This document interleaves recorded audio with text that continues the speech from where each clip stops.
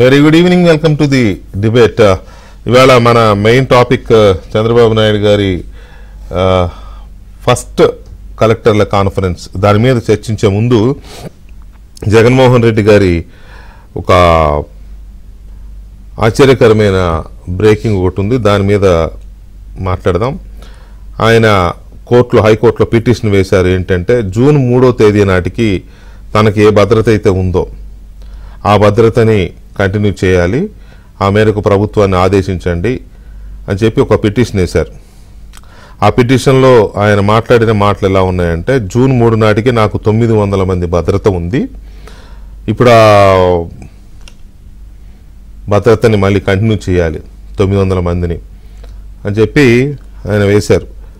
మరి ఈ పిటిషన్ మీద కోర్టు ఏమంటుందనే తర్వాత విషయం. కానీ దాంట్లో ఆయన మాట్లాడుతున్నది ఆయన వేసిన పిటిషన్లో ప్రధానమైన అంశం ఏంటంటే, ఈ నన్ను అంతమొందించడమే ఈ ప్రభుత్వం యొక్క లక్ష్యం అనేది ఆయన చెప్తున్న మాట. నన్ను అంతమొందించడం కోసమే ఈ ప్రభుత్వం ట్రై చేస్తోంది, అందుకని నాకు ఆనాడున్న భద్రతని రిపీట్ చేయమని అడిగారు. జగన్మోహన్ రెడ్డి గారి తరఫున పిటిషన్ వేసిన లాయర్లు ఆ పిటిషన్లో పేర్కొన్నారు. చిన్న లాజిక్ ఏంటంటే, ఇప్పుడు ఈ ప్రభుత్వం వచ్చింది కాబట్టి, ప్రాణానికి ముప్పు ఉంది కాబట్టి నాకు 900 మంది కావాలంటున్నాడు ఆయన. మరి ఆయన ముఖ్యమంత్రిగా ఉన్నప్పుడు ఆయనకే 900 మంది ఎందుకు పెట్టుకున్నారో, అప్పుడేమి ఇది ఉందో మరి అది చెప్పాల్సిన అవసరం ఉంటుంది కదా. 900 మంది అంటే అది అసలు అసాధారణమైన భద్రత. అంతకుముందు కూడా ప్రజాధనాన్ని దుర్వినియోగం చేసిన వ్యవహారం కదా. 900 మంది పోలీసుల ఒక వ్యక్తికి భద్రత అసలు ఎక్కడైనా ఇండియన్ హిస్టరీలో ప్రధానమంత్రులు కానీ ఎవరికి కానీ కూడా లేదంత. చుట్టూ ఉన్న గోడలు వీటికంటే ఈ కాకి ఇదే కనపడుద్దేమో ఆయన 900 మందిని పెడితే. అందుకేనేమో ఆయన ఎక్కడికి వెళ్ళినా పరదాలు కట్టుకుని వెళ్తుంటే ఏంటా అనుకునేవాళ్ళం. కానీ ఇంత ప్రాణభయంతో ఆయన వణికిపోతున్నాడని అనుకోలే. నన్ను అంతమొందించడానికి ప్రభుత్వం ప్రయత్నిస్తుంది కాబట్టి నాకు ఇంత భద్రత ఇవ్వండి అని అడుగుతున్నారు అని అంటే, మరి అది ఆయన ప్రాణభయంతో ఉన్నారనుకోవాలా, లేకపోతే ఆ రకమైన ఒక హంగు ఆర్భాటంతో కూడిన టాప్ మోస్ట్ పొలిటీషియన్ లాగా కంటిన్యూ అవ్వాలని అనుకుంటున్నారా? ప్రతిపక్ష నేత హోదా ఎలాగూ ఇవ్వలేదు, అది ఇవ్వమని అదొక పిటిషన్ వేశారు. కాబట్టి ప్రతిపక్ష నేత హోదా లేదు కాబట్టి కనీసం ఇంతమంది పోలీసులైనా ఉంటే ఆ బిల్డప్ ఉంటుందని అనుకుంటున్నారా? ఏంటి దాని ఆ పిటిషన్ యొక్క ఉద్దేశం ఏంటి అనేది మనం చూద్దాం. ఫోన్ సో దీని మీద మా AP bureau chief Ramarao update ఇస్తారు. Ramarao, good evening. Very good evening. Ramarao, దీంట్లో ఈ జగన్మోహన్ రెడ్డి 900 మంది పోలీసులు భద్రత కావాలని వేసిన పిటిషన్లో మెయిన్ ఏం పేర్కొంటున్నారు ఆయన? ఎందుకు అంత భద్రత అని? వెంకటకృష్ణ, ఈ రోజు ఏపీ మాజీ సీఎం జగన్మోహన్ రెడ్డి తనకు జూన్ 3వ తేదీ నాటి భద్రత, అంటే జూన్ 4వ తేదీన ఎన్నికల ఫలితాలు వచ్చాయి. జూన్ 3వ తేదీ నాటికి ఆయన ఆపద్ధర్మ ముఖ్యమంత్రిగా ఉన్నారు.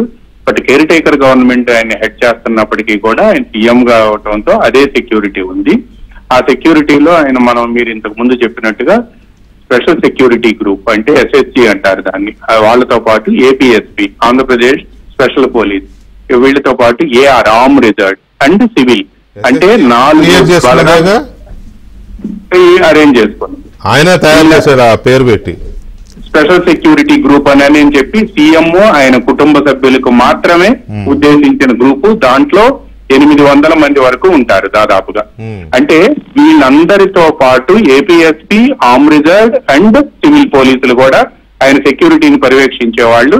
రౌండ్ ద క్లాక్ మొత్తం కలిపి 886 మంది ఆయనకు భద్రతగా ఉండేవారు అనేది తెలుగుదేశం పార్టీ అధికారంలోకి వచ్చాక వెల్లడించారు, ఫిగర్స్ కూడా ఇచ్చారు. ఇదే సమయంలో ఆయన ఈ రోజు వేసిన పిటిషన్ లో జూన్ 3వ తేదీ నాటి భద్రత అనంటే ఆ రోజు ఉన్న భద్రత ఇది, ఆ భద్రతను కొనసాగించాలని కోరారు. ఆయన దానికి చెప్పే రీజన్స్ ఏంటంటే, నంబర్ 1, ఆయన ప్రతిపక్ష నేతగా ఉన్న సమయంలో 2018లో విశాఖపట్నం విమానాశ్రయంలో జరిగిన కోడికత్తి దాడి కేసు నంబర్ 1. నంబర్ 2, ఆయన ముఖ్యమంత్రిగా ఉన్న సమయంలో 2024 ఎన్నికల ప్రచార సమయంలో విజయవాడ సింగ్ నగర్ లో జరిగిన రాయి దాడి అంటే తనకు ప్రతిపక్ష నేతగా ఉన్నప్పుడు, ముఖ్యమంత్రిగా ఉన్నప్పుడు 2 సార్లు కూడా ఇటువంటి అటాక్లు తన మీద జరిగాయి. అందువల్ల తనకు ప్రాణహాని ఉంది. సెక్యూరిటీ థ్రెట్ లేదు అనేది వాళ్ళ రివ్యూలో ఎస్ఆర్పి అంటే సెక్యూరిటీ రివిజన్ కమిటీలో తేలింది అని ఇచ్చారు. కానీ అది సరికాదు. ఆ సెక్యూరిటీ థ్రెట్ పర్సెప్షన్ లేదు అనేది కరెక్ట్ కాదు. దీంతో పాటు తనకు కేటాయించిన బుల్లెట్ ప్రూఫ్ వాహనం కూడా సరిగా లేదు అని చెప్పి ఆ పిటిషన్ లో పేర్కొన్నారు. వీటన్నిటి దృష్ట్యా తనకి భద్రతను పెంచాలి అని జూన్ 3వ తేదీ నాటి భద్రత కొనసాగించాలి అనేది ఆయన కోరిన దాంట్లో మొదటిది. రెండోది, ఆయన పదే పదే కోరుతున్నది, ఆయనకి ఇప్పుడు Z+ కేటగిరీ ఇచ్చారు. ఆయన ప్రతిపక్ష నేత హోదా లేదు, నంబర్ 1. నంబర్ 2, ఆయనకి చిన్న ఇది Z+ కేటగిరీ ఆయన ప్రభుత్వం ఇచ్చుకున్నది అంతే కదా. సెక్యూరిటీ రివిజన్ కమిటీ కూడా Z+ కేటగిరీ రికమెండ్ చేసింది. అంటే సెక్యూరిటీ రివిజన్ కమిటీ తెలుగుదేశం కూటమి ప్రభుత్వం అధికారంలోకి వచ్చిన తర్వాత సమీక్ష జరిపి గతంలో ముఖ్యమంత్రిగా ఉన్న స్థాయి భద్రత అయితే ఇవ్వలేదు, కానీ సెక్యూరిటీ రివిజన్ కమిటీ Z+ కేటగిరీని రికమెండ్ చేసింది. అంటే Z+ కేటగిరీ అంటే 53 మంది వరకు కూడా ఆ ఒక షిఫ్ట్ లో ఉంటారు. బుల్లెట్ ప్రూఫ్ వాహనాలు, జామర్స్, పైలట్ ఇవన్నీ కూడా ఉంటాయి అందులో. అయితే చంద్రబాబు నాయుడుకి ఆయన ప్రతిపక్ష నేతగా ఉన్న సమయంలో జగన్మోహన్ రెడ్డి ప్రభుత్వం 2019 నుంచి 24 మధ్యలో ఆయన Z+ కేటగిరీతో పాటు ఆయన దేశంలో అత్యంత అరుదైన కవర్, NSG కవర్ అంటారు, నేషనల్ సెక్యూరిటీ గార్డ్స్ కవర్ అంటారు, ఆ కవర్ లో ఉన్నప్పటికీ చివరికి ఆయనకి ఎస్కార్ట్ అండ్ పైలట్ వాహనం కూడా ఇవ్వకుండా ప్రభుత్వం అప్పట్లో తీవ్రమైన ఇబ్బందులు పెడితే ఆయన హైకోర్టుకు వెళితే హైకోర్టు ఆర్డర్స్ ఇచ్చినా కూడా ఇంప్లిమెంట్ చేయలేదు. బట్ ఇప్పుడున్న ప్రభుత్వం అయితే మాత్రం ఆయనకు తప్పనిసరిగా Z+ కేటగిరీ ఇవ్వడంతో పాటు బుల్లెట్ ప్రూఫ్ వెహికల్స్ ఇవన్నీ కూడా ఇచ్చాయి. అయితే ఈ సెక్యూరిటీ సరిపాదు. జూన్ 3వ తేదీ నాటి సెక్యూరిటీ కావాలి అంటే మళ్ళా SST, APSP, arm reserve and civil police వీళ్ళందరితో కలిపి రౌండ్ ద క్లాక్ గతంలో ఏదైతే ఉందో 886 మంది ఆ భద్రత మొత్తం కావాలి అని చెప్పి ఆయన పిటిషన్ వేశారు. అయితే సెక్యూరిటీ రివిజన్ కమిటీ ఇచ్చిన రిపోర్టే సహజంగా ఏ హైకోర్టు అయినా కోర్టులు కూడా న్యాయస్థానాలు పరిగణలోకి తీసుకుంటాయి అనేది కూడా నిపుణులు చెప్తున్నారు. ఈ పిటిషన్ రేపో మాపో విచారణకు వచ్చే అవకాశం ఉంది. కోర్టు ఎటువంటి తీర్పు ఇస్తుంది అనేది చూడాల్సి ఉంది. అయితే ఏంటంటే ఆయన చెబుతున్నది ఏమిటి, సెక్యూరిటీ రివిజన్ కమిటీ ఇచ్చిన రిపోర్ట్ ఏంటనేది కూడా కోర్టు పరిగణలోకి తీసుకునే అవకాశం ఉంది. వెంకటకృష్ణ రైట్. అంటే ఇది మళ్ళీ ఎప్పుడు విచారణకు వచ్చే అవకాశం ఉంది? అది కోర్టు అయితే ఈ రోజు ఆయన కోర్టులో పిటిషన్ ఆయన తరపు న్యాయవాదులు ఫైల్ చేశారు. దానికి ఇప్పటి వరకు అయితే మాత్రం ఇచ్చిన లిస్ట్ లో అయితే మాత్రం ఆయన పిటిషన్ ఇంకా కన్సిడరేషన్ లోకి రాలేదు. రేపు మాక్సిమం రేపు కానీ లేకపోతే డే ఆఫ్టర్ టుమారో తప్పనిసరిగా ఇది విచారణకు వచ్చే అవకాశం ఉంది అని చెప్పి ఆయన తరపు న్యాయవాదులు చెప్తున్నారు. Right. Thank you Ramarao, thank you very much. మనతో సీనియర్ జర్నలిస్ట్ విక్రమ్ పోలా గారు ఉన్నారు, అలాగే CPM సీనియర్ నాయకులు మాజీ ఎమ్మెల్యే గఫూర్ గారు కూడా మనతో చర్చలో పాల్గొంటున్నారు. విక్రమ్ గారు, మీకు ఏమనిపించింది జగన్మోహన్ రెడ్డి గారి పిటిషన్ చూస్తే? అంటే మరి ఆయన ఎందుకు ఆ విధంగా ఫీల్ అవుతున్నారో మనకు తెలియదు. సరే, కోర్టు ఎటువంటి నిర్ణయం తీసుకుంటుందో మనం చెప్పలేం, కానీ బట్ ఈ మూవ్ అనేది పొలిటికల్గా ఆయనకు కొంచెం ఇబ్బందే.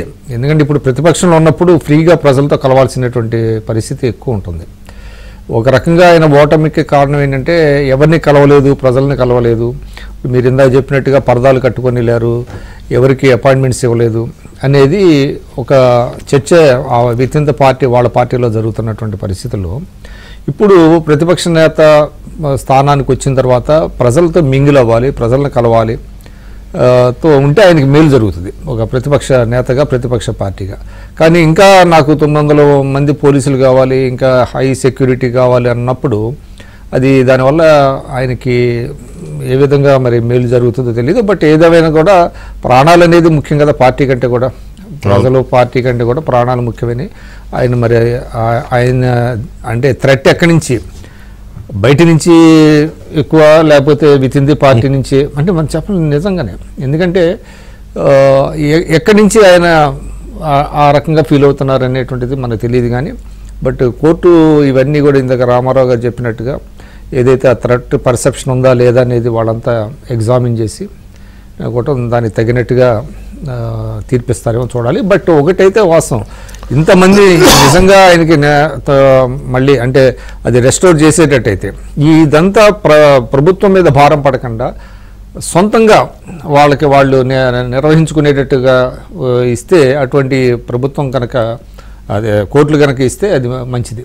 ప్రభుత్వం మీద భారం పడకుండా 900 మంది పోలీసులు ఏంటండి 900 మంది అంటే ఒక్కరికి అదే యావరేజ్ మనం 50,000 తీసుకున్నా ఒక గార్డ్కి, ఒక సెక్యూరిటీ పోలీస్ అనుకోండి, అందులో 1,00,000 2 లక్షలు ఉండేవాళ్ళు కూడా ఉంటారు ఆఫీసర్ స్థాయిలో.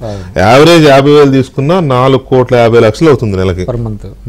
నెలకి 4,50,00,000 హ్యూజ్ ఎక్స్పెండిచర్ అవుతుంది, హ్యూజ్.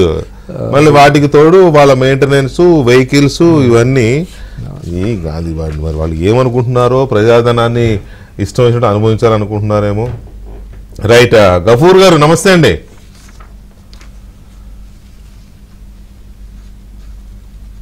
గఫూర్ గారు నమస్కారం.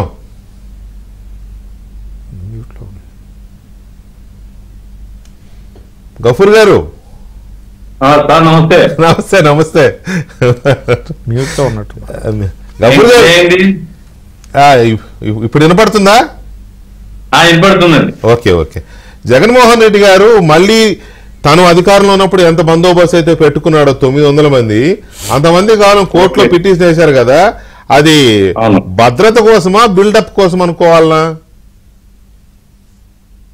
భద్రత ఆయనకంత అభద్రత ఏముందండి నాకైతే తెలియదు. ఎందుకంటే ఆయన సహజంగా ఆయన నేచర్ ఏంటంటే తనని గురించి అందరూ అనుకోవాలి, తనంటే ఒక ప్రత్యేక ఏది ఆయన జన్మించడమే ఒక ప్రత్యేక కారణ జన్ముడని కదా ఆయన అనుకుంటుండేది. కాబట్టి ఒక 900 మంది పోలీసులు లేకపోతే హడావిడి ఉండదు కదా. కాబట్టి ఇది భద్రత ఆయనకు అభద్రత ఏముంది?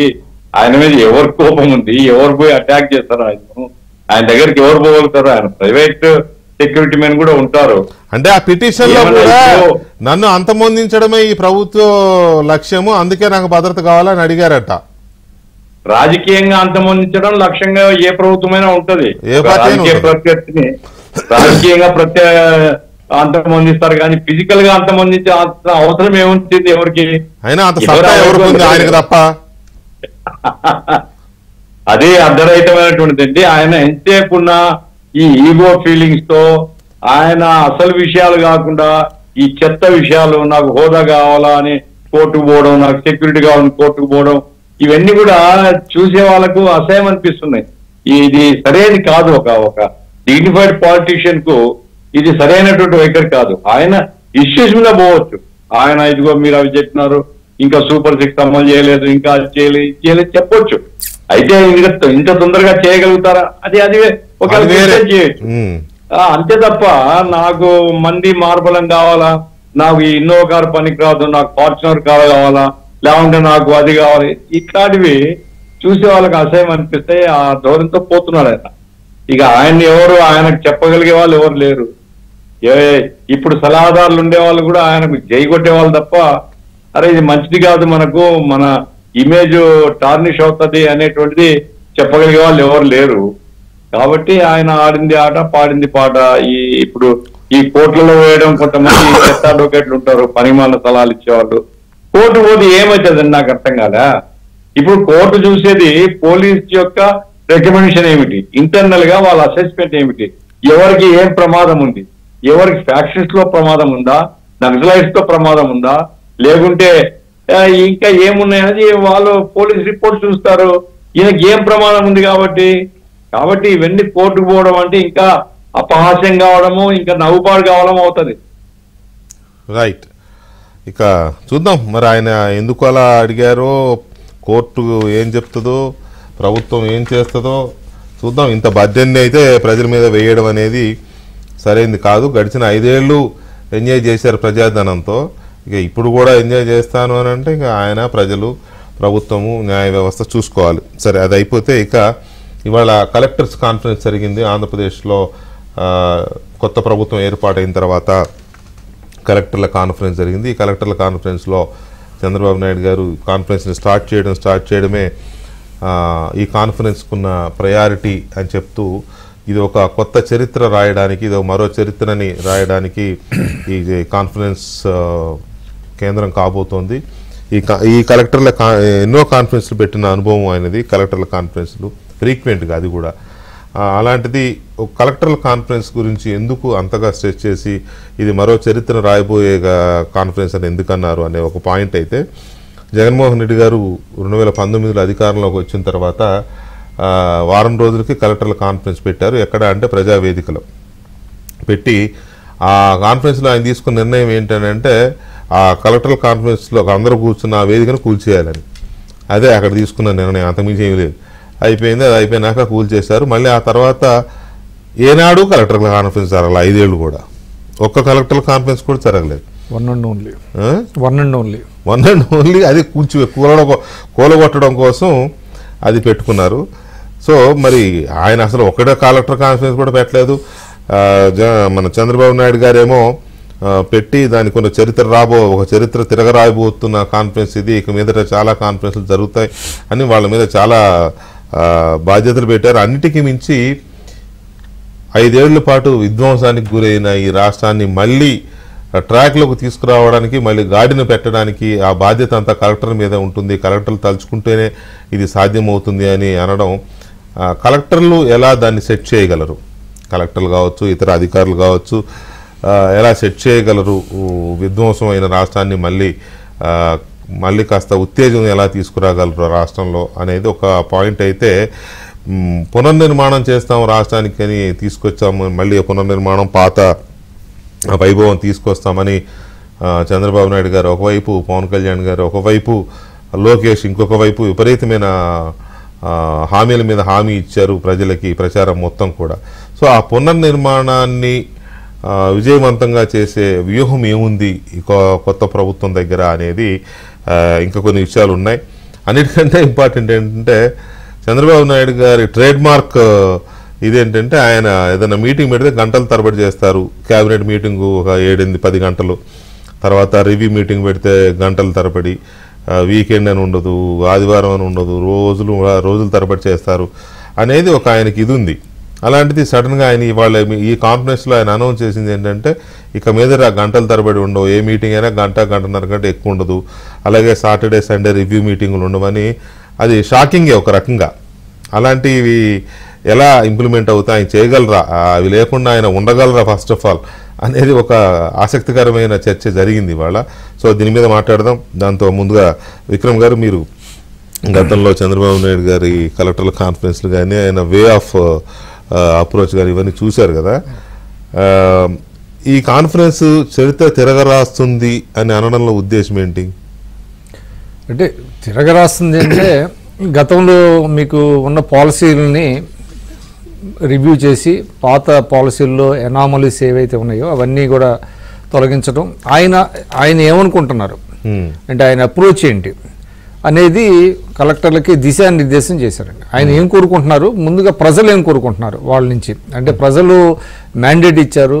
గత ప్రభుత్వాన్ని ఓడించడం ద్వారా కొత్త ప్రభుత్వాన్ని, ఎన్డీఏ ప్రభుత్వాన్ని తీసుకురావడం ద్వారా ప్రజలు ఏం ఆశిస్తున్నారు, దానికి అనుగుణంగా ఏ విధంగా పనిచేయాలి అనేది ఆయన ఇవాళ చాలా స్పష్టంగా కలెక్టర్లకి దిశానిర్దేశం చేశారు. దానికోసం ఒక 100 రోజులు ప్రోగ్రాం పెట్టుకున్నారు. అంటే ముందేంటంటే స్వల్పకాలిక లక్ష్యాలు ఏంటి, తర్వాత మధ్యకాలిక లక్ష్యాలు, దీర్ఘకాలిక లక్ష్యాలు, 3 రకాలుగా. స్వల్పకాలిక లక్ష్యంగా 100 రోజుల్లో మనం ఏం చేయాలనే దాని మీద కొన్ని ఇంపార్టెంట్ తీసుకున్నారండి. ఫస్ట్ ఆఫ్ ఆల్ ఏంటంటే, సరే గత ప్రభుత్వంలో జరిగినాయి అన్నీ కూడా చెప్పారు. ఇప్పుడు మీరే అన్నారు, ఒక్క కాన్ఫరెన్స్, అది కూడా కాన్ఫరెన్స్ జరగటం, దాన్ని కూల్చేసిన తర్వాత ఇంకా అసలు ఎప్పుడు కలెక్టర్లతో కాన్ఫరెన్స్లో ఎప్పుడు జరగల. అంటే ఏంటి, ఒక అడ్మినిస్ట్రేషన్కి హెడ్ ఎవరు, ముఖ్యమంత్రి. ఆ ముఖ్యమంత్రి గారు అసలు కలెక్టర్లతో మాట్లాడకపోవటం అంటే, ప్రభుత్వం వేరు వాళ్ళు వేరు అనేటువంటి ఒక భావన వచ్చింది. క్రాస్ పర్పసెస్తో పనిచేస్తారండి. అట్లాగా లేకపోతే కలెక్టర్లు ఏంటి ఇష్టానుసారం, సరే సిఎస్ ఉంటారు, మిగతా మంత్రులు ఉన్నప్పటికీ కూడా ముఖ్యమంత్రి గారు ఏం కోరుకుంటున్నారో వాళ్ళకి తెలియకపోతే, టార్గెట్స్ లేకపోతే వాళ్ళు పనిచేసేటువంటి పరిస్థితి ఉండదు. జరిగింది కూడా గత 5 సంవత్సరాల్లో జరిగింది కూడా అదే. అందువల్ల చంద్రబాబు నాయుడు గారు తను ఏమనుకుంటున్నారు, తను ఏం ఆశిస్తున్నారు, ప్రజలకి ఏం చేయాలనే దాని మీద ఆయన చాలా స్పష్టంగా ఒక దిశానిర్దేశం చేశారు. ముందుగా ఏంటంటే, రాష్ట్ర ఆర్థిక పరిస్థితిని మెరుగుపరచడం, తర్వాత సంస్కరణల్ని చాలా వేగంగా తీసుకురావటం, తర్వాత ప్రజలు కోరుకుంటున్నటువంటి అంటే ముఖ్యంగా ఇప్పుడు మనకి ఉదాహరణగా రెవెన్యూ డిపార్ట్మెంట్లో జరిగినటువంటి అక్రమాలు ఆయన చెప్పారు. పార్టీ ఆఫీస్కి వెళ్తే 3 గంటల్లో నాకు 3000 అప్లికేషన్లు వచ్చినాయి. ఆ 3000 అప్లికేషన్లో కూడా అన్ని ల్యాండ్ రిలేటెడ్ ఇష్యూసే. దానికంటే అసైన్డ్ ల్యాండ్స్ని కూడా వాళ్ళు లాగేసుకోవడం ఇలాంటివన్నీ జరిగినాయి. సో ఇవన్నీ కూడా సెటరేట్ చేసి ముందుకెళ్లాల్సినటువంటి పరిస్థితి ఉందని చెప్పారు. అదేవిధంగా ఏంటంటే ఇప్పుడున్న ఇన్నోవేటివ్గా ఆలోచించాలి, కొత్త ఆలోచనలు రావాలి, వాటితో అడ్మినిస్ట్రేషన్ని పరుగులు పెట్టాలి అని కూడా ఒక మాట చెప్పారు. అంటే కలెక్టర్లు మొన్న ఏంటి చాలా ప్యాసివ్గా ఉన్నారు. మనకెందుకు వచ్చింది అంటే ఎవరు అడిగేవాళ్ళు లేరు, జవాబుదారీతనం లేనప్పుడు. అదేవిధంగా కొంతమంది వాళ్ళు హ్యాండ్ ఇన్ గ్లవ్ లాగా అయిపోయారు వాళ్ళ అక్రమాలకి. అలా కాకుండా వాళ్ళ ప్రజల కోసం ఆయన సిఎస్ గారి నేను స్పీచ్ కూడా విన్నాను. ఆయన కూడా చెప్పాడు people are the corner stone అన్నాడు. అంటే ద వెరీ బేసిస్ ఏంటంటే ప్రజలు కోరుకుంటుందో మనం అందించాలి అనే ఇది కూడా ఆయన కూడా చెప్పారు. సో ఈ 100 రోజుల్లో ఏంటంటే ఏం చేయాలి అనే దాని మీద ఉదాహరణకి పవన్ కళ్యాణ్ గారి తన స్పీచ్లో మన గ్రామీణాభివృద్ధిలో ఉపాధి హామీ పథకం, దానికి పెద్దగా డబ్బులు ఎక్కువ ఖర్చు పెట్టాల్సిన అవసరం లేదు, సెంటర్ నుంచి వచ్చాయి. మనకి ఆన్ యావరేజ్ చూసారండి గత 5 ఏళ్లలో 50-52 రోజులు మించలా, కొన్ని చోట్ల అయితే 48 రోజులు ఉంది యావరేజ్. అంటే 100 రోజులు చేయాల్సిన పని దినాలు 50 రోజులు కూడా మీకు మించకపోతే ఎంత లాస్ అవుతుంది మనకి. కాబట్టి ఒకటి పేదవాళ్ళకి పని లేనట్టు, రెండో దానివల్ల జరగాల్సిన అభివృద్ధి ఆగిపోయింది కదా. సో దాని మీద ఇప్పుడు గ్రామీణ ఉపాధి హామీ పథకాన్ని మనం బాగా బలోపేతం చేయాలి. అదేవిధంగా గ్రామీణాభివృద్ధి రోడ్లు వేయాలి. అదేవిధంగా చంద్రబాబు నాయుడు గారు మాట చెప్పారు, ఆయనకి ఒక టాస్క్ ఇచ్చారు, మీరు 5 నుంచి 10 లక్షల మొక్కలు నాటాలి, అటవీ సంపద పెంచాలి అని చెప్పారు. అట్లాగా అదేవిధంగా ఇప్పుడు ఆయన చెప్పిన దాంట్లో ఇంకోటి ఉంది, వ్యవసాయ రంగం తీసుకున్నారు అనుకోండి. వ్యవసాయ రంగంలో ఇప్పుడు ప్రజల ఆహారపు అలవాట్లు బాగా మారిపోయినాయి. మనం అదే వరి అదే రకమైనటువంటి అన్నీ వేసుకుంటా ఉంటే కాదు, ఇప్పుడు ఏంటి మిల్లెట్స్ మీద చాలా వాల్యూ యాడెడ్గా ఉంది. అందువల్ల ప్రకృతి వ్యవసాయాన్ని మనం ప్రోత్సహించాలి అనేది కూడా ఇట్లా చెప్పారు. అట్లాగా అంటే ఈ 100 రోజుల్లో రాష్ట్రానికి అవసరమైన మౌలిక వసతులు కానీ లేకపోతే ఇప్పుడు మీరు చెప్పిన ఇష్యూస్ కానీ వీటితో పాటు ఆ సూపర్ 6 అమలు కూడా దట్ ఈస్ డిఫరెంట్. ఇప్పుడు ఏంటంటే ముందు ఏంటంటే ప్రయారిటీ ఏంటి అంటే వ్యవస్థలని బలోపేతం చేయాలి. ఎక్కడెక్కడ నాశనం అయిపోయిన వ్యవస్థలన్నీ ముందు ఇవాళ అంటే దాదాపుగా 50 రోజులైంది కదా. ఇప్పుడు ఎందుకు పెట్టారు? 50 రోజులు రీషఫుల్ చేశారు, మొత్తం కలెక్టర్లందరినీ మార్చారు కదా. మార్చి తర్వాత హెచ్ఓడీలని మార్చారు. తర్వాత ఇప్పుడు అంత 50 రోజులు పట్టింది ఇది పెట్టడానికి. సో ఇప్పుడు పెట్టిన తర్వాత వాళ్ళకి టార్గెట్స్ పెట్టారు. ఆయన వాళ్ళకి టార్గెట్స్ పెట్టిన కాకుండా తను ఒక ఎజెండా పెట్టుకున్నాడు. ఆయన చంద్రబాబు నాయుడు గారు ఎప్పుడు ఏంటంటే వాళ్ళకి వదిలేసాడు, ఆయనకి ఆయన ఒక ఎజెండా పెట్టుకున్నారు. ఆయనకి ఆయన ఒక ఏదైతే చేయాలి ఈ 100 రోజులు నేనేం చేయాలి అనే దాని మీద కూడా ఆయన ఒక ఇది పెట్టుకున్నారు.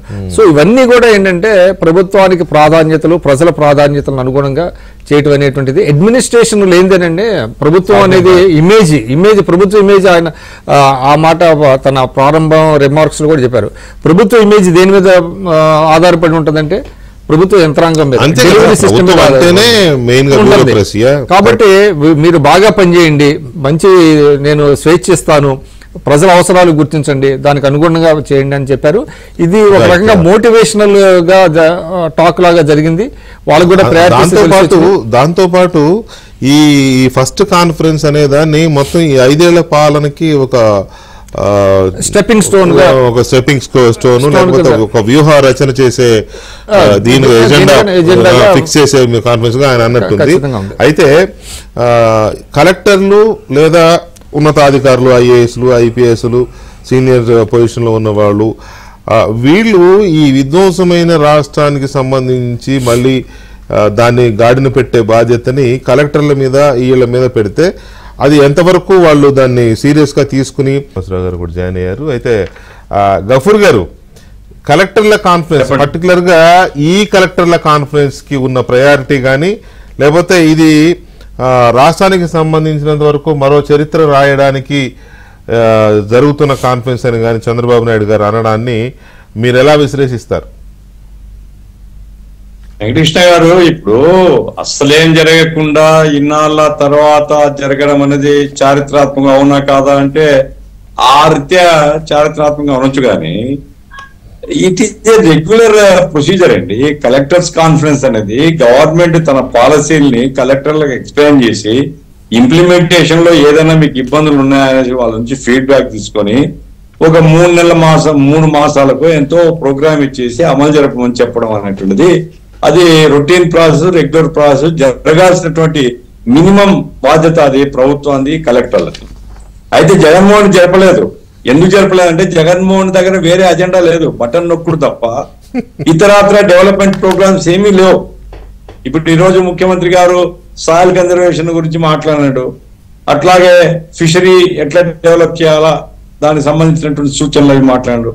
ఫారెస్ట్లు ఎట్లా డెవలప్ చేయాలా, మొక్కలు ఎట్లా నాటాలా, 5 లక్షల మొక్కలు ఒక రోజు నాటొచ్చు, ఇవన్నీ కూడా. ఈ జగన్మోహన్ రెడ్డి గారు అవన్నీ ఏం లేవు కదండి. రోడ్లది గురించి లేదు, విద్య లేదు, ఆరోగ్యం లేదు, ఏమీ లేదు ఆయన దగ్గర. బటన్ నొక్కుడు ఉండింది. బటన్ నొక్కుడుకు కలెక్టర్ల కాన్ఫరెన్స్ అవసరం లే, బటన్ నొక్కి మీటింగ్ జరపడం, ఆయన ఉపన్యాసం చెప్పడం.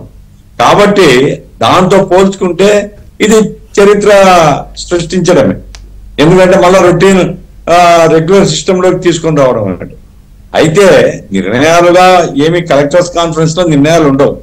గవర్నమెంట్ క్యాబినెట్ లో తీసుకునే నిర్ణయాలను ఇంప్లిమెంట్ చేయడానికి కోసం ఎగ్జిక్యూటివ్ ను ప్రోత్సహిస్తారు, అడ్వైజ్ చేస్తారు, వాళ్ళని ఇన్స్పైర్ చేస్తారు. అది పరిస్థితి.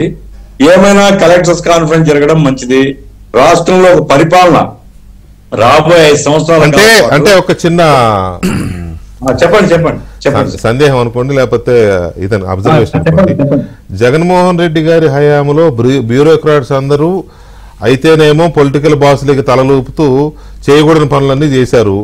కొంతమంది ఏమో కాస్త ఇంటిగ్రిటీ ఉన్న వాళ్ళు చేయడానికి అవకాశం లేక పక్కకు పంపిస్తే ఏమీ చేయకుండా ఐడియల్ గా అయిపోయారు.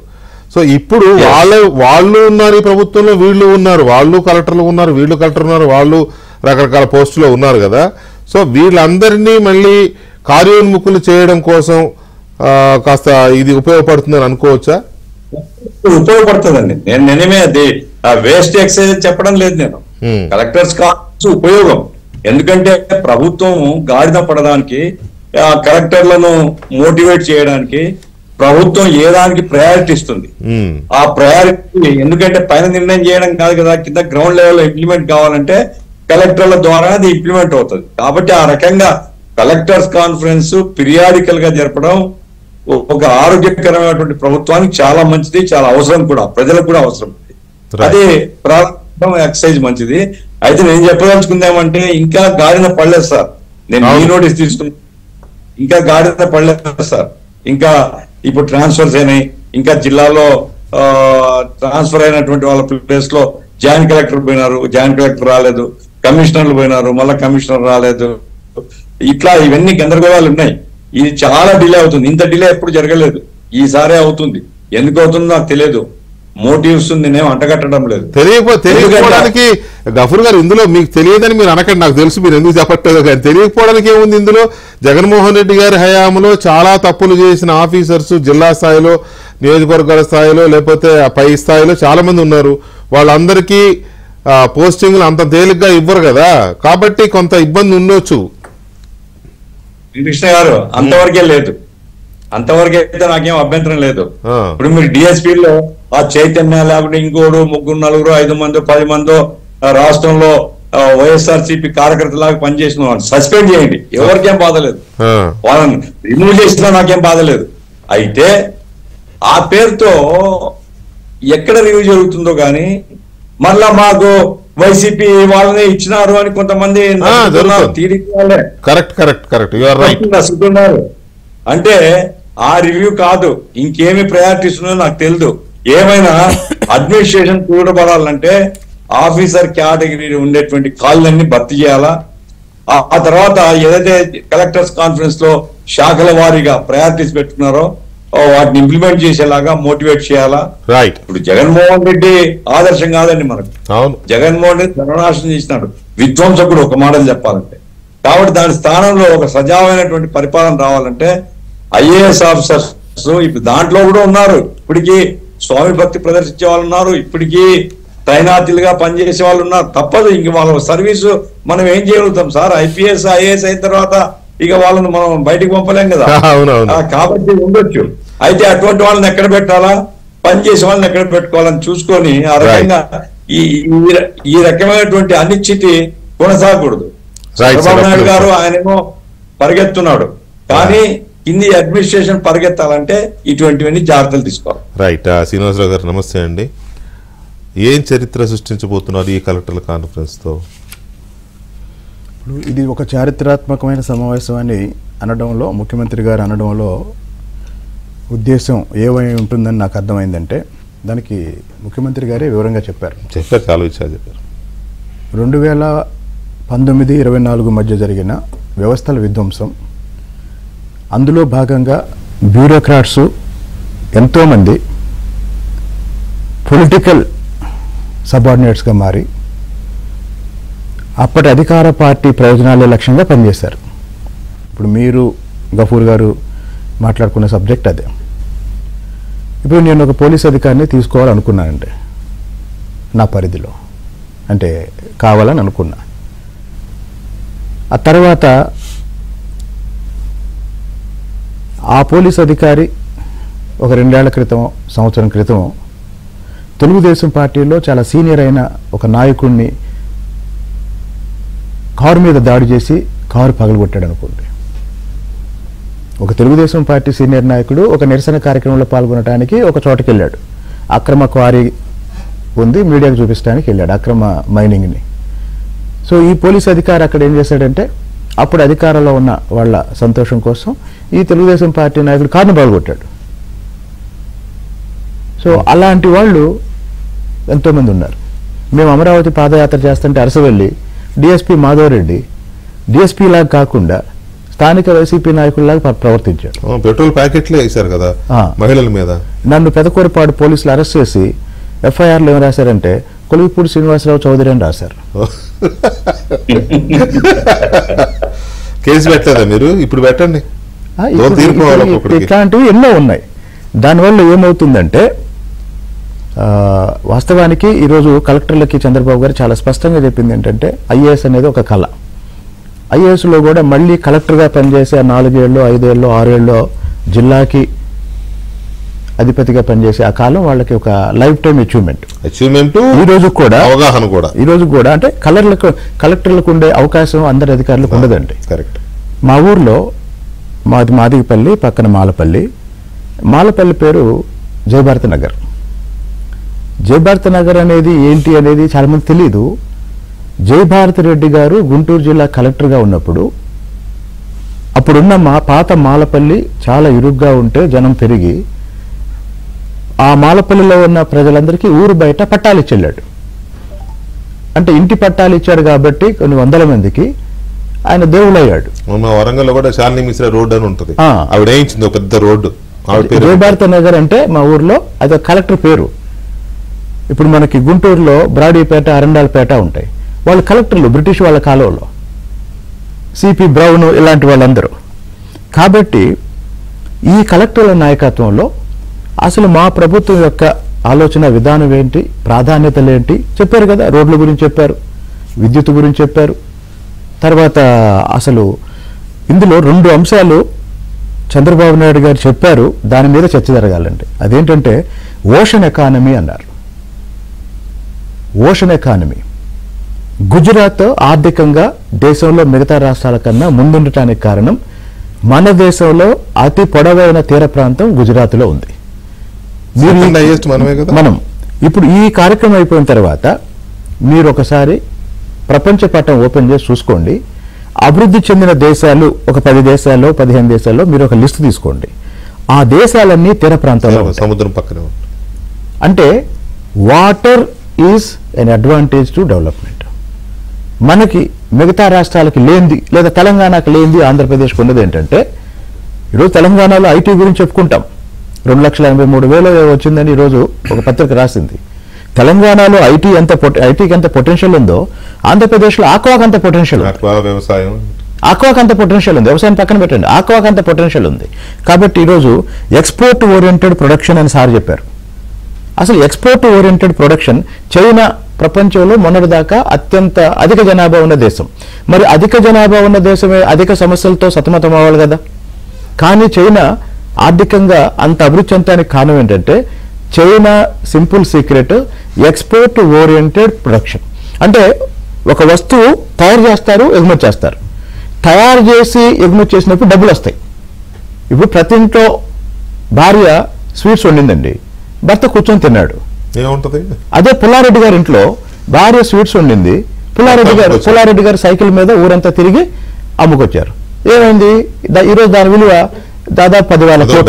10,000 కోట్లు, 10,000 కోట్లు. కాబట్టి భారతదేశ ఆర్థిక వ్యవస్థ ఎలాంటిదంటే మనం ఉత్పత్తి చేస్తాం, మనమే కన్జ్యూమ్ చేస్తాం. అంటే అధిక జనాభా వల్ల, దానికి తోడు అభివృద్ధి అవగాహన లేక చైనా ఏం చేసింది? ప్రతిదీ ఉత్పత్తి చేసింది, ఎగుమతి చేసింది. ఇప్పుడు ఈరోజు సార్ చెప్పింది ఏంటంటే ఎక్స్పోర్ట్ ఓరియంటెడ్ ప్రొడక్షన్ గురించి చెప్పారు. ఆ ప్రాసెస్ లోనే creation of wealth and welfare schemes గురించి చెప్పారు. ఈ మొత్తం సారాంశం ఏంటంటే సంపద సృష్టి అనే దాంట్లో సీక్రెట్ ఇదన్నమాట. ఏం లేదు సార్, ఈ రకమైన ఒక 2 సంవత్సరాలు తీర ప్రాంతం మీద దృష్టి పెట్టి ఈ నిర్మాణంలో ఉన్న రేవు పట్టణాలన్నీ అభివృద్ధి చేసి కోస్తాలో కమర్షియల్ అగ్రికల్చర్ ని, ఆక్వాని, వీటన్నిటిని ఒక్కసారి స్ట్రీమ్ లైన్ చేస్తే సూపర్ 6 కాదండి, సూపర్ 16 కూడా అమలు చేయొచ్చు. అంత పొటెన్షియల్ మనకుంది. అలాంటి విజన్ ఉన్న నాయకుడు కూడా ఉన్నారు. ఇప్పుడు జగన్మోహన్ రెడ్డి గారికి చంద్రబాబు నాయుడు గారికి తేడా ఏంటి? ఇప్పుడు జగన్మోహన్ రెడ్డి, ఇందాక గఫూర్ గారు చెప్పారు, జగన్మోహన్ రెడ్డి గారికి, గఫూర్ గారు కాదు విక్రమ్ గారు చెప్పారు ఇందాక బ్రేక్ లో, జగన్మోహన్ రెడ్డి గారికి స్పీచ్ రాయడం చాలా సింపుల్, ఏం రాసిస్తే చదువుతారు. కానీ చంద్రబాబు నాయుడు గారికి సబ్జెక్ట్ చెప్పాలంటే ఎవరు సబ్జెక్ట్ చెప్పాలన్నా వాళ్ళని మళ్ళీ క్వశ్చన్స్ అడుగుతారు, వాళ్ళకి మళ్ళీ కరెక్షన్స్ చెప్తారు, ఇది ఆ పాయింట్ మిస్ అయ్యావు, ఈ పాయింట్ మిస్ అయ్యావు అని. కాబట్టి ఇందాక మీరు చూడండి, ఒక అనంతపురం జిల్లా కలెక్టరు హాస్టల్స్లో సీట్స్ గురించి అడిగితే సార్ వెంటనే మళ్ళీ కాంప్రిహెన్సివ్ ఆన్సర్ ఇచ్చారు. కాబట్టి పరిపాలన నడిపేది రాజకీయ నాయకులు ఏమనుకుంటారంటే మేమే పాలిస్తున్నాం అనుకుంటారు. వాస్తవానికి రాజకీయ నాయకులు విధానాలు రూపొందిస్తారు, లెజిస్లేట్స్. నేను అదే అంటున్నా, పాయింట్ అదే. ఇప్పుడు కలెక్టర్ల కాన్ఫరెన్స్ కి చంద్రబాబు నాయుడు గారు ఇంత ప్రయారిటీ ఇస్తాడు. ఎందుకు? పరిపాలన అంటే వాళ్ళే. అవును, రాజకీయ నాయకులు, పాలసీ మేకర్స్ అంతవరకు ఎగ్జిక్యూట్ చేసేది వీళ్ళే కదా, బ్యూరోక్రాట్సే కదా. మరి గడిచిన 5 ఏళ్లలో ఒక్కసారి కూడా జరగలేదు. ఈయనేమో ఇప్పుడు ఇది పెట్టి ఇది ఒక చరిత్రకి నాంది కాబోతుందని ఈయన అంటున్నారు. ఏంటి డిఫరెన్స్? ఏం లేదండి. ఆయన కూడా మరి సీఎం అయ్యాడు, అదే చేశాడు, కలెక్టర్ కాన్ఫరెన్స్ ఓడిపెట్టి కోలుకొట్టాడు దాన్ని, ఇంకంతే. ఇంకోటి, ఆయన కలెక్టర్ కాన్ఫరెన్స్ పెట్టింది పరిపాలనకు సంబంధించి దశ దిశ ఇవ్వటానికి కాదు, ఆ ప్రజావేదిక కూర్చోాలనుకున్నాడు, అక్కడ పెట్టాడు, దానికోసం పెట్టాడు. ఆ ప్రజావేదిక కూర్చోాలనుకున్నాడు, పెట్టాడు. మరి ఆ తర్వాత ఎందుకు కలెక్టర్ సమావేశం జరగలేదు అంటే, కలెక్టర్ సమావేశం ఎప్పుడు జరిగింది? పరిపాలనకి, అంటే మొత్తం పరిపాలన యంత్రాంగానికి ఒక డైరెక్షన్ ఇవ్వటానికి. ఇప్పుడు జగన్మోహన్ రెడ్డి గారు 5 సంవత్సరాల్లో పరిపాలన చేస్తుంటే వ్యవస్థలన్నీ ఈ స్థాయిలో విధ్వంసం అయ్యేది కాదు కదా. ఆయన ఏం చేశాడు? ఆయనకి ఎవరు సలహా ఇచ్చారో మరి ఆయన సలహా, ఆయన ఐడియానో తెలియదు. బటన్ నొక్కితే చాలు అనుకున్నాడు, లేదా కొన్ని పథకాల పేరుతో ప్రజలకు డబ్బులు ఇస్తే సరిపోతుంది అనుకున్నాడు, అదే పరిపాలన అనుకున్నాడు. ఇంకా ఆయన దేనికి ప్రాధాన్యత ఇవ్వలేదు. అయితే ఒక చిన్న విషయం అండి, ఇప్పుడు ఇందాక ఈ రోజు కూడా సమావేశంలో వచ్చింది, ఎక్కడ ప్రజల నుండి విజ్ఞాపన పత్రాలు తీసుకుంటున్నా వేలల్లో లక్షల్లో వస్తున్నాయి. నేను 3 సార్లు ప్రజా దర్బార్ పెట్టానండి.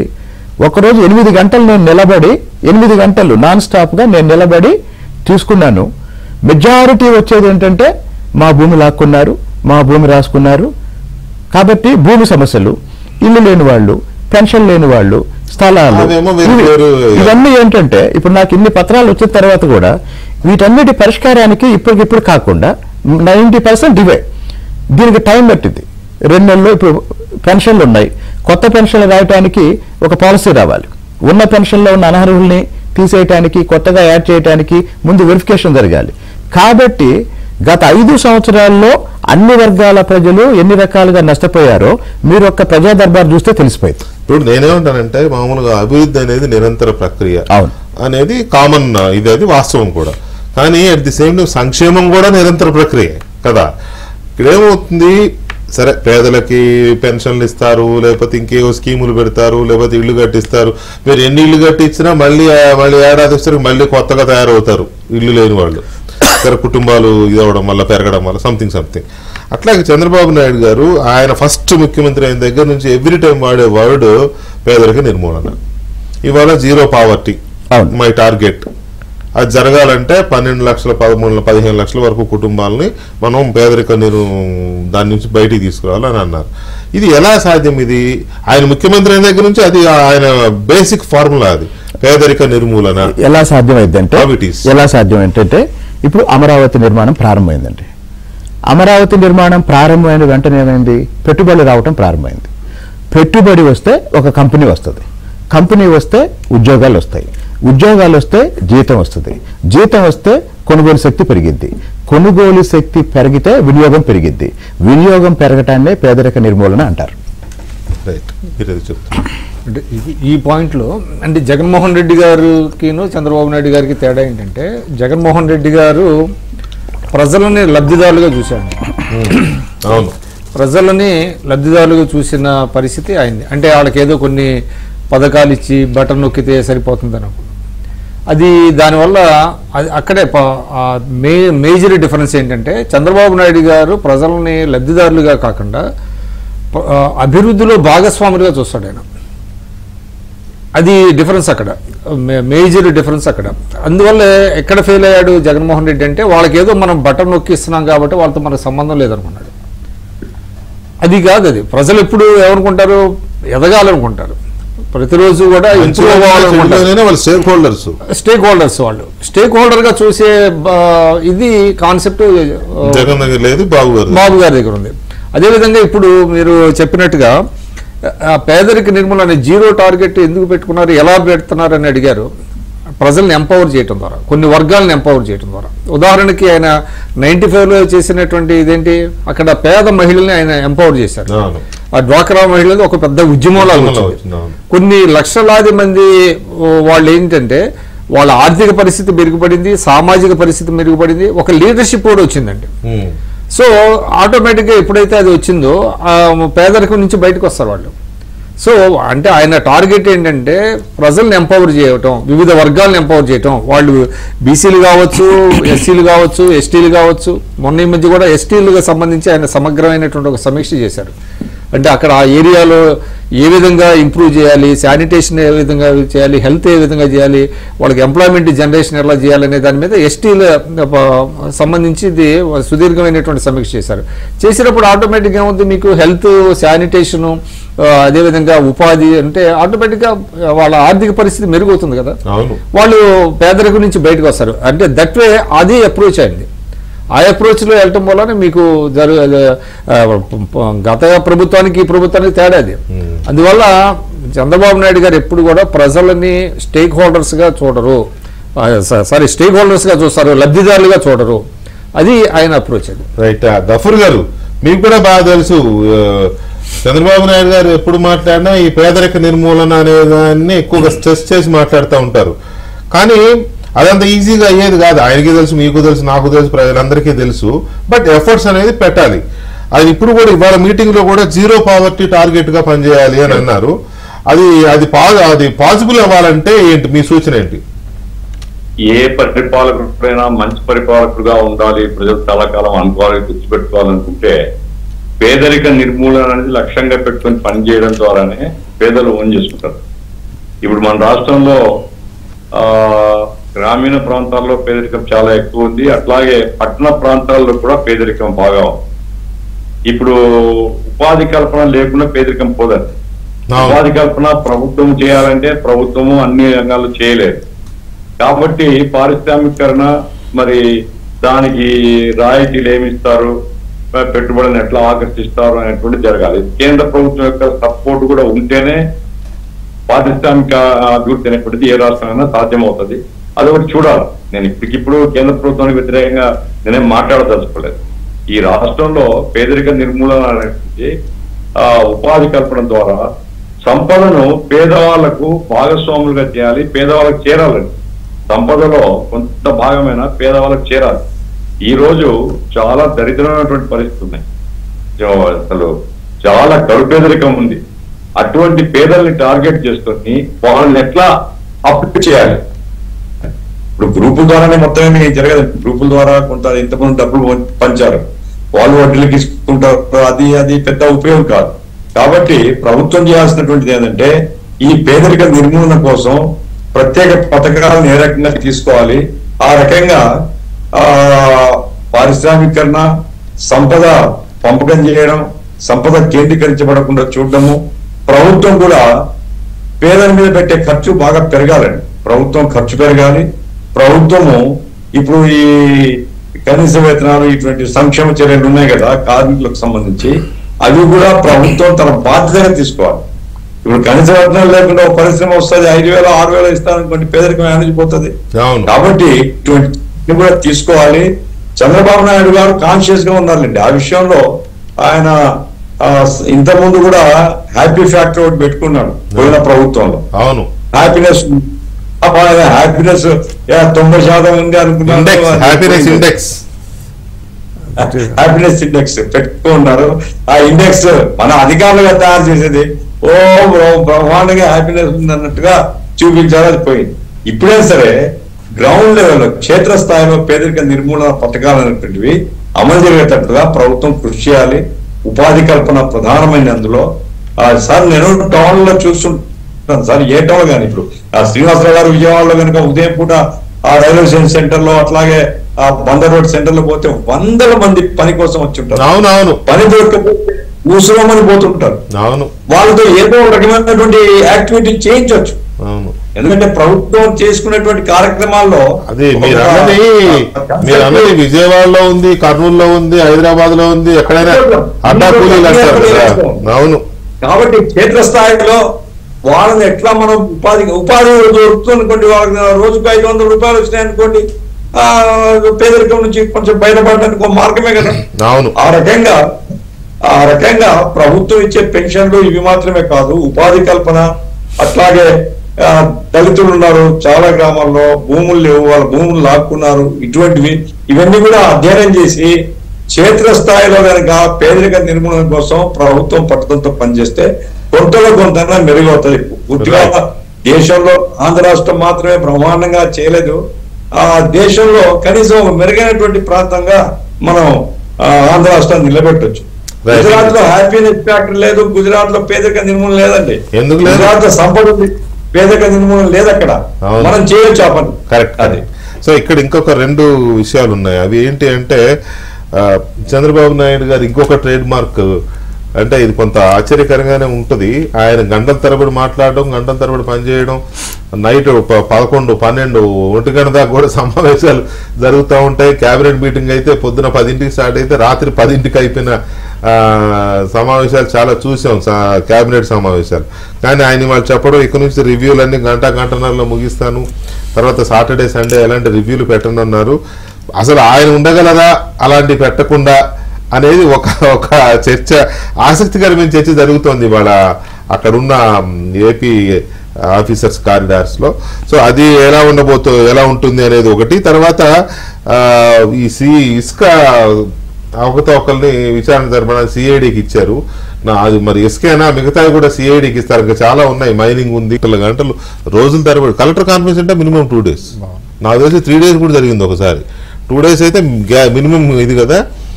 క్యాబినెట్ అయితే తెలిసిందే, ఉదయం నుంచి రాత్రి దాకా లంచ్ డిన్నర్ కూడా. సో ఇటువంటి పరిస్థితి నుంచి ఒక్కసారి ఆయన డెసిషన్ తీసుకున్నారు అని అంటే నాకు ఆశ్చర్యం వేస్తుంది. అయితే అసలు ఆయన ఉండగలరా రివ్యూ లేకుండా అనేది ఒక ఇది మీ అంటే అప్పుడు పరిస్థితి వేరండి. అది అప్పుడు పరిస్థితి ఏంటంటే అది అవసరం కూడా, ఇప్పుడు ఇంకా అవసరం కదా. అంటే ఇప్పుడు కొంత టెక్నాలజీ ఇంప్రూవ్ అయింది, కొంత కమ్యూనికేషన్ అంటే 2-way కమ్యూనికేషన్ అనేది ఇప్పుడు బాగా ఇంప్రూవ్ అయింది కదా. ఇప్పుడు సెల్ ఫోన్ అప్పుడు సెల్ ఫోన్లు లేవు కాబట్టి ప్రతిరోజు ఆయన మాట్లాడతాం, ఇన్ పర్సన్ మీటింగ్ అయితేనే అది వర్కౌట్ అయ్యేది ఉండేది. తర్వాత మీటింగ్లో కూడా చాలా డీటెయిల్డ్గా మాట్లాడుతూ ఇవన్నీ చేసేవాళ్ళు. అది ఇనీషియల్గా మరి అప్పుడు అవసరం కాబట్టి కొంతమంది తిట్టుకున్నారు, కానీ తర్వాత అర్థం చేసుకున్నారు. మరి అంటే ఇన్ని గంటలు వద్దు అని కూడా ఆయనకు కొన్ని చెప్పిన సందర్భాలు కూడా కొంతమంది అధికారులు ఉన్నారు. కానీ బట్ అప్పుడు ఏంటంటే కమ్యూనికేషన్ బాగా వ్యాస్ట్గా ఇంప్రూవ్ అవటం, అదేవిధంగా టూ-వే కమ్యూనికేషన్ ఒకటి ఏర్పడటం వలన బహుశా ఒకటం ఇది తీసుకున్నట్టున్నారండి. అంటే ఇంకోటి గవర్నమెంట్ పెర్ఫార్మెన్స్ ఎంత ఇంప్రూవ్ అయింది అని చెప్పడానికి ఈ 50 రోజుల్లో పెన్షన్ల పంపిణీ ఒకటి ప్రధానంగా మనం క్రైటీరియాగా చెప్పాలండి. అంటే ఏంటి, వాలంటీర్లు లేనిదే, వాలంటీర్లు ఇంత వ్యవస్థలో దాదాపు 2 లక్షల మంది వాలంటీర్లు 2 రోజుల్లోనే పనిచేశారని చెప్పేవాళ్ళు కదా, ఒక రోజులోనే అవుతుంది. ఇప్పుడు ఒక రోజు మోస్ట్లీ పోనీ 2వ రోజు కూడా చేసుకోండి. మరి వాలంటీర్లు లేకుండా ఇదే యంత్రాంగంతో చేయించారు కదా, అంటే ఎక్కడ వచ్చింది మరి ఆ డిఫరెన్స్? అంటే 5 ఏళ్ళు వాలంటీర్లు కదా 100 కోట్లు దుబారా అయినట్టు దుబారా అయింది, అదేదో ఘనతలాగా చెప్పుకున్నారు. అంటే ఏంటి, యంత్రాంగానికి ఒక డైరెక్షన్ ఇచ్చి ఒక ఎఫిషియెంట్ పైన ఉంటే ఏ విధంగా పరిపాలన సాగుతుందని చెప్పడానికి డైరెక్షన్ సరిగ్గా ఉంటే బ్రహ్మాండంగా ఉంది కదా. ఇవాళ ఉన్నటువంటి మెషినరీతోనే చేయించారు. 2 రోజుల్లో అయిపోయినాయి, పంపిణీ అయిపోయినాయి. ఆల్మోస్ట్ 60-65 లక్షలు అనుకుంటా. మొదటి రోజు 98% లక్షల పెన్షన్స్ చేశారు. మరి అది ఒక పెద్ద తార్కాణం కదా. ఎలా చేయగలిగారని అంటే పైన ఇంక్లూడింగ్ జీతాలు కూడా ఫస్ట్ పడిపోయినాయి. జగన్మోహన్ రెడ్డి గారు 15 తారీఖు జీతాలు పడే కాదు. మరి ఇదంతా ఏంటి, ఎఫిషియన్సీ ఆటోమేటిక్ గా పెరిగింది. ఉన్న వాళ్ళే ఎక్కడ వేరే గ్రహాన్ని నుంచి ఏం తెచ్చుకోరు కదా. అదే మిషనరీకి ఏంటంటే ఒక డైరెక్షన్ మిస్ అయింది, ఒక లీడర్షిప్ మిస్ అయింది. ఇవాళ వాళ్లే అద్భుతంగా పనిచేస్తున్నారు. అందుకే అని చెప్పారు మనం ఇంకా ఇంప్రూవ్ చేసుకోవాలనే దాని మీద కూడా చెప్పడం అనేటువంటిది ఇది ఒక రకంగా మీరు ఇందాకే అన్నారు. ఈ రాబోయే 5 సంవత్సరాలకి ఇది ఒక తొలి అడుగుగా మనం భావించాలి. నేను అనుకోవటం వాళ్ళ కలెక్టర్లు కూడా చూసి చాలా మంది యూత్, చాలా యంగ్స్టర్స్ చాలా మంది కనిపించారండి. అది చాలా చాలా బాగా ఉన్నారు. అది కూడా నేను అనుకోవటం ఏంటంటే వాళ్ళు కూడా తమ బాధ్యతలను గుర్తిరిగి ఆయనకు అనుగుణంగా, ఆయన ఆలోచనలకు అనుగుణంగా, ప్రభుత్వ పాలసీలకు అనుగుణంగా చేస్తారని. తర్వాత పవన్ కళ్యాణ్ గారు కూడా ఒక మాట అన్నారు, నేను ఇంకా నేర్చుకుంటాననే మాట కూడా ఆయన చాలా హంబుల్గా చెప్పారు. అది కూడా తర్వాత నేను చూశాను అనగాని సత్యప్రసాద్ గారు, ఆయన చాలా చక్కగా మాట్లాడారు. రెవెన్యూ మినిస్టరు తన ఇనీషియల్ దీంట్లో రిమార్క్స్లో ఆయన ఏ విధంగా అసైన్డ్ ల్యాండ్స్ని ఏ విధంగా లాగేసుకుంది గత ప్రభుత్వం అనేది, దాని మీద ఏ విధంగా ప్రభుత్వం ముందుకెళ్తుంది, ప్రభుత్వం ఏం ఆశిస్తుంది కలెక్టర్ నుంచి అనేది కూడా చెప్పారు. కాబట్టి ఇటువంటి రివ్యూస్ నేను అనుకోవటం ఇందాక గఫూర్ గారు అన్నట్టుగా పీరియాడికల్గా అట్లీస్ట్ 6 months ఒకసారి, ఇఫ్ నాట్ ఇటువంటి వాటికి ఎక్కువ ప్రయారిటీ అనేది ఇస్తారు. దానివల్ల మంచి ఫలితాలు కూడా వస్తున్నాయి. రైట్. శ్రీనివాసరావు గారు, జగన్మోహన్ రెడ్డి గారి హయాంలో ఎట్లా ఉండేది అని అంటే మొగుడు పిల్లల పంచాయతీ కూడా సిఐడిఏ, రైట్? కరెక్టే కదా. పెద్దానికి సిఐడికి వెళ్ళాలి కేసు, వాళ్ళు పరిష్కరించాలి. అసలు పోలీసులు ఎందుకున్నారు, ఆ పోలీస్ స్టేషన్లు ఎందుకున్నాయి, ఒకవేళ అక్కడికన్నా ఎవరైనా వెళ్ళి కంప్లైంట్ ఇచ్చినా అది అక్కడికి వెళ్ళొద్ది, సిఐడి ఆఫీస్కి వెళ్ళొద్ది. సో ఇప్పుడు ఎలా ఉండబోతుంది? ఇప్పుడు ఇసుకలు ఇచ్చారు సిఐడికి, లిక్కర్ స్కాము, లిక్కర్ మాఫియా, అది పెద్ద మాఫియా. దాంట్లో మళ్ళీ ఇది కూడా ఉంది, డిజిటల్ కరెన్సీ తీసుకోకుండా స్కామ్ జరిగింది అనేది ఒకటి ఉంది, 90,000 కోట్లు ఏమో. సో ఇటువంటి ఇంకా చాలా ఉన్నాయి. జనరల్ మైనింగ్లో కొన్ని ఉన్నాయి. తర్వాత ల్యాండ్స్ దారుణమైన ఇది ఉంది, ఫైల్స్ మాయమవుతున్నాయి. సో ఇటువంటి వాటి అన్నిటిని కూడా సిఐడికి ఇచ్చే ఆలోచనలు ఉన్నారా? సిఐడిని ఎలా ఉపయోగించే అవకాశం ఉంది? సార్, ముందు నాది ఒక రిక్వెస్ట్ అండి. పరిపాలనలో చంద్రబాబు నాయుడు గారిని, జగన్మోహన్ రెడ్డి గారిని పోల్చకండి. కాకపోతే చర్చించేటప్పుడు అనివార్యంగా ఆ పోలిక వస్తుంది, డెఫినెట్గా అనివార్యంగా మీ సీట్లో ఉన్న ఎవరైనా ఆ ప్రస్తావన చేస్తారు. అయితే ఆ సీట్లో నుంచి ఒక్కసారి బయటకు వచ్చి ఒక సాధారణ పౌరుడిగా ఈయన పరిపాలనా విధానాన్ని, ఆయన పరిపాలనా విధానాన్ని రెండింటిని చూసిన తర్వాత అసలు ఎన్నికలకు ముందు నాలాంటి వాళ్ళు, మీలాంటి వాళ్ళు చెప్పింది సరే, నాలాంటి వాళ్ళు చెప్పింది ఏంటంటే అసలు పరిపాలన లేదని కదా. ఇప్పుడు కూడా చెప్తాను నేను, చెప్తాను. అవును. కాబట్టి జగన్మోహన్ రెడ్డి దేనికి ఉదాహరణ అంటే, జగన్మోహన్ రెడ్డి ముఖ్యమంత్రి అయిన ఒక నెల రోజులలో నేను ఒక అధికారిని అడిగా, ఎలా ఉంది సార్ పరిపాలన అంటే, కుర్రాడు చాలా షార్ప్గా ఉన్నాడు, అసలు వాళ్ళ నాన్నకన్నా గొప్ప నాయకులు అవుతాడు అన్నాడు. 6 నెలల తర్వాత అడిగా, ఏం సార్ ఎలా ఉంది పరిపాలన అంటే, పిచ్చోడండి అన్నాడు. అదే ఆఫీసర్. పైగా ఆ ఆఫీసరు రెగ్యులర్గా చర్చికి వెళ్తాడు. ఆ చర్చి ఫాదరు జగన్మోహన్ రెడ్డి గారి కుటుంబానికి చాలా సన్నిహితుడు. అంటే ఆయన బాగా అభిమానించే ఆఫీసరే కాదు, ఈ అధికారి. ఓకే. కాబట్టి జగన్మోహన్ రెడ్డి ఏం చేశాడు అనేది దాని మీద నిజంగా రీసెర్చ్ జరగాలి. పరిపాలన ఏం చేశాడు లాస్ట్ 5 years అయితే జగన్మోహన్ రెడ్డిని చూసి ఒక ముఖ్యమంత్రి ఎలా ఉండకూడదో ఈ దేశం నేర్చుకుందండి. ఇందాక ఈరోజు సమావేశంలో చంద్రబాబు గారు ఒక మాట అన్నారు. గతంలో నేను కలెక్టర్ల సమావేశం పెట్టినప్పుడు లేదా గతంలో పరిపాలనలో కొంత ఇన్ఎఫిషియన్సీ ఉండొచ్చు, కొంత కరప్షన్ ఉండొచ్చు, కానీ వ్యవస్థల విధ్వంసం, తర్వాత ఉద్యోగుల్లో బ్యూరోక్రాట్స్లో మొరేల్ దెబ్బతినటం అనేది గత 5 సంవత్సరాలు జరిగింది. ఢిల్లీలో కూడా మన పరువు పోయింది. ఒకప్పుడు ఇండియాలో బెస్ట్ బ్యూరోక్రాట్స్ అంటే ఆంధ్రప్రదేశ్ బెస్ట్ పోలీసింగ్ సార్ చెప్పారు. ఆంధ్రప్రదేశ్ లో ఫైనాన్స్ సెక్రటరీగా చేసిన దువ్వూరు సుబ్బారావు గారు లాంటి వాళ్ళు ఆర్బీఐ గవర్నర్స్ అయ్యారు. మన వైవి రెడ్డి గారు ఆర్బీఐ గవర్నర్ అయ్యారు. అలాగనే మనకి డీజీపీగా చేసిన దొరగారు సిబిసి చైర్మన్ అయ్యారు. జాతీయ స్థాయిలో ఎంతో మంది తెలుగు బ్యూరోక్రాట్స్. తర్వాత సార్ చెప్పారు, 4 ఏపీలో పనిచేసిన 4 ఐఏఎస్ అధికారులు కేంద్ర ప్రభుత్వం ఐటీ శాఖ తెచ్చిన తర్వాత మొత్తం దేశానికే ప్రిన్సిపల్ సెక్రటరీ అయ్యారు ఐటీలో. అలాంటి వాళ్ళని మనం ఇచ్చాం. సంజయ్ జాజు అని ఒక ఐఏఎస్ ఆఫీసర్ ఉన్నాడండి. దురదృష్టవశాత్తు ఏంటంటే అలాంటి వాళ్ళకి ప్రచారం ఉండదు.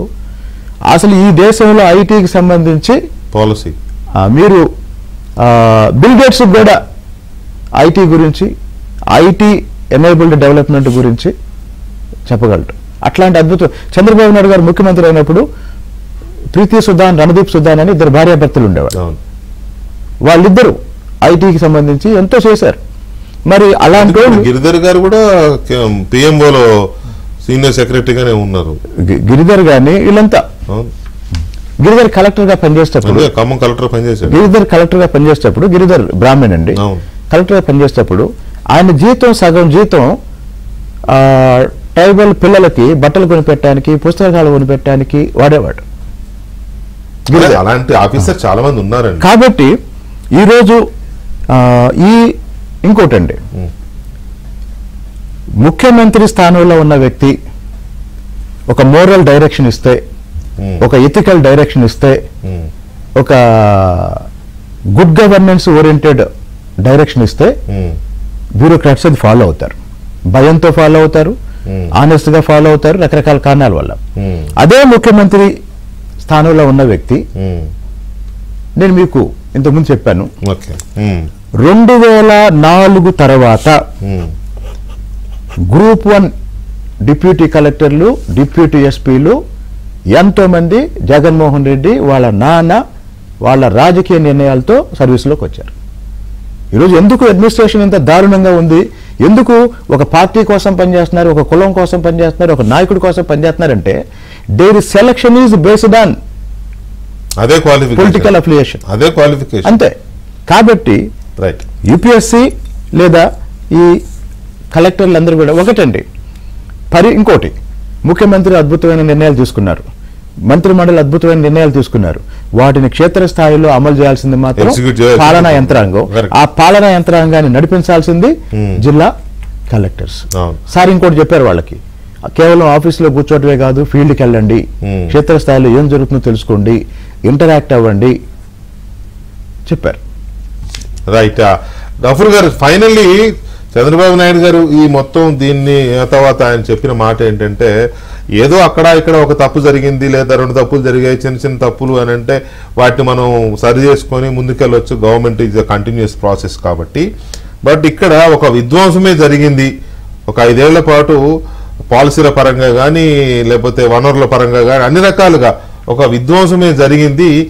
దీన్ని మళ్ళీ మనం రివైవ్ చేసుకోవాలి అని అంటే మీరే మెయిన్ ఇది అని చెప్పి ఆఫీసర్లని ఆయన పదే పదే కన్విన్స్ చేసే ప్రయత్నం చేశారనుకోవచ్చు, లేకపోతే రిక్వెస్ట్ చేసే ప్రయత్నం చేశారనుకోవచ్చు, లేదా ఇది మీ బాధ్యత అని వాళ్ళ కొద్దిగా కాషన్ చేసే పరిస్థితి కూడా అనుకోవచ్చేమో మనం. ఇది వాళ్ళు దాన్ని అంత ఓన్ చేసుకుంటారు అనిపిస్తుందా? చేసుకుంటారు సార్. ఎందుకంటే గవర్నమెంట్ ఎప్పుడైతే ఒక అంటే వీళ్ళు తమ సులాభం కోసం రాష్ట్రాన్ని కొల్లగొట్టరు, వీళ్ళు ప్రజల కోసం తపన పడుతున్నారు, మనం గనక సక్రమంగా పనిచేయకపోతే మనం అకౌంటబుల్ అవుతాము అనేటువంటి వాతావరణం కనుక ఉంటే ఖచ్చితంగా పనిచేస్తారండి. పని చేయకుండా ఇప్పుడు వాళ్ళు ఐఏఎస్ అనేది పనిచేయడం కోసమే కదా. నాకు ఇప్పుడు మీరు ఈ చంద్రబాబు నాయుడు గారు మానుకొని ఉండగలుగుతారా అన్నారు కదా, నేను ఇటీవల కలిసామండి మా పార్టీ తరఫున. చంద్రబాబు నాయుడు గారిలో ఆ మార్పు అయితే కనపడుతుంది. ఒక తపన, మనం రాష్ట్రానికి something we have to do అనేటువంటి ఒక తపన అయితే మాటల్లో కనపడుతుంది. అది ఆయన సిన్సియర్ గానే చెబుతూ ఉంటున్నాడు. దాన్ని ఆచరణలో గట్టి తీసుకుని పోవాలని చూడాలా. ఇప్పుడు ఈ సమీక్షలు కూడా ఆయనంతగా ఆయనే చెప్తున్నాడు, నేను గంట తరబడి సమీక్ష చేయను అని. చాలా కరెక్ట్. ఎందుకంటే పోయినసారి ఆయనకు వచ్చిన చెడ్డ పేరు ఎంప్లాయీస్ తో అదే. ఇప్పుడు సమీక్షకు కలెక్టర్ ఒక్కడు ఉన్నాడండి, ఆల్ డిపార్ట్మెంట్ హెడ్స్ కూర్చోవాలా. హెడ్ కూర్చోవాలంటే హెడ్ ఏం చేస్తాడు, తన డిపార్ట్మెంట్ కి సంబంధించిన ముఖ్యులందరినీ ఇన్ఫర్మేషన్ తో రెడీగా ఉండమంటాడు. కాబట్టి ఒక వీడియో కాన్ఫరెన్స్ జరుగుతుందంటే ఒక 100 మంది 120 మంది అలా పడిగాపులు కాస్తుంటారు. వాళ్ళందరిలో ఏంటంటే అర్ధరాత్రి అపరాత్రి ఏంది అని విపరీతంగా బాధపడినారు. అది అనుకుంటాను నేనే అని ఆయన రియలైజ్ కావడం మాత్రం చాలా గొప్ప విషయం. కాబట్టి సమీక్షలు జరగాలి, పిరియాడికల్ గా జరగాలి. ఆ తర్వాత ఇబ్బంది లేని పద్ధతిలో ఎంప్లాయీస్ కానీ వాళ్ళ కుటుంబాలకు కానీ ఇబ్బంది లేని పద్ధతిలో ఆ టైమింగ్ చూసుకొని ఆయన చేస్తే మంచిది.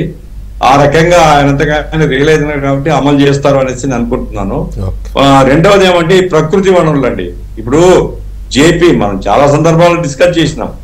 ఈ జేపీ అసోసియేట్స్ ఎక్కడదండి, బినామీ కంపెనీ అండి. అది ఢిల్లీలో దివాలా తీసినటువంటి ఒక కంపెనీ యొక్క అడ్రస్ తీసుకొని జగన్మోహన్ రెడ్డి మొత్తం ఎమ్మెల్యేలని కొల్లగొట్టింది. ఇసుక కొల్లగొట్టిందంటే ఎమ్మెల్యేలే. నాకు తెలిసి ఒక 2-3 నియోజకవర్గాలకు ఒక్కో నియోజకవర్గానికి 30 కోట్లు ఆ ఇసుక సిండికేట్ నుంచి పంపించారు మా జిల్లాలో. కాబట్టి ప్రజాధనాన్ని, ప్రకృతి వనరుల్ని, ప్రజాధనాన్ని కొల్లగొట్టి ఎలక్షన్ జరపడం, రాజకీయాలు జరపడం ఎవడిచ్చాడండి వీళ్ళకు? వీళ్ళ అబ్బా జాగిరంట ఇది. కాబట్టి నాట్ ఓన్లీ ఆన్ స్టాండ్ అండి, ల్యాండ్, గ్రానైట్. ఇప్పుడు అయ్యన్న పాత్ర గారు మొన్న చెప్పారు, నర్సీపట్నంలో లాటరైట్ అది బాక్సైట్ కూడా మార్చుకోవచ్చట. అవన్నీ చాలా పెద్ద ఎత్తున నిల్వలు ఉన్నాయి. అవి ఎక్కడొచ్చినాయి, ఎవరికి లీజ్ లేదు, అయినా 1000 టన్నులు పడి ఉన్నాయి అక్కడ. అంటే ప్రకృతి వనరుల్ని ధ్వంసం చేయడం, ఈ అడ్డగోలుగా అమ్ముకోవడమే కార్యక్రమం సాగింది. వీటన్నిటి మీద కూడా విచారణ చేయాలంటే ఏదో ఒక పద్ధతిలో. ఎందుకంటే ఒక భయం ఉండాలా. నాకు అధికారం, నేను ఎమ్మెల్యే అయితే నా ఇష్టం వచ్చినట్టు కొల్లగొడతాను అనే అధికారం ఎవరికి లేదండి. రాజ్యాంగం ఎవరికి ఇవ్వలేదు. వాళ్ళు ఎమ్మెల్యేగా ప్రజల తరఫున రిప్రజెంట్ చేయాలి తప్ప ఆ నియోజకవర్గం నా అబ్బ జాగీరు, నేను ఏదైనా కొల్లగొడతా అనే హక్కు ఎవరికి ఉండకుండా పాఠం జరిపేయాలా. కాబట్టి వీటన్నిటి మీద ఎంక్వైరీ జరిపించి సిఐడికి ఇస్తారా, ఇంకెవరికి ఇస్తారు, గవర్నమెంట్ ఉపేక్ష ఉండకూడదండి. ఉదాహరణ పనికి రాదు. ఈ విషయాలు తేల్చడం మాత్రం చాలా అవసరం. ఇంకోరి గుణపాఠం ఉంటుంది, ఇంకోసారి ఇటువంటి జరగవు. Right, thank you very much.